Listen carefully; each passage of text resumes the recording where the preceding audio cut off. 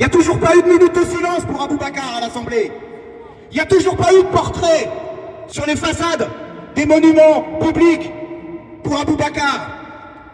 Vous vous souvenez, il y a un an, la réaction du ministre de l'Intérieur de l'époque, Retailleau, quand Abou Bakar a été sauvagement assassiné, il faut le dire, il faut le répéter tout le temps.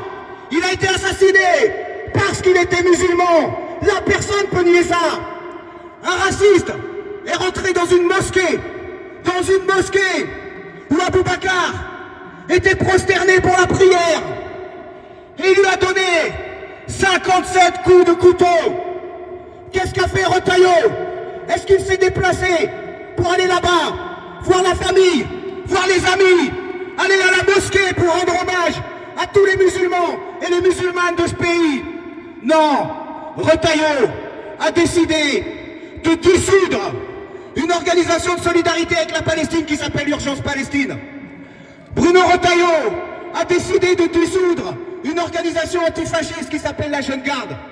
Ça veut dire que Bruno Retailleau, dans la logique de toute sa politique et de tout ce qu'il avait fait auparavant, a décidé de fait de dire que l'assassin de Abou Bakar, ce qu'il avait fait était légitime, parce qu'il a visé justement ceux et celles qui se battent pour la solidarité, qui se battent contre le racisme.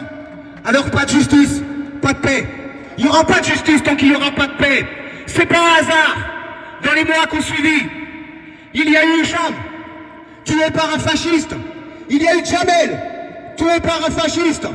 Il y a eu Alassane, tué par une organisation violente et raciste qui s'appelle la police.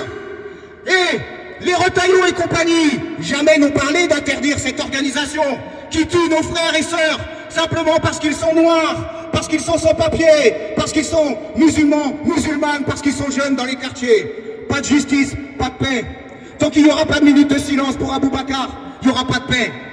Tant qu'il n'y aura pas retrait des lois qui visent spécifiquement les musulmans et les musulmanes de ce pays, comme la loi séparatisme, il n'y aura pas de paix.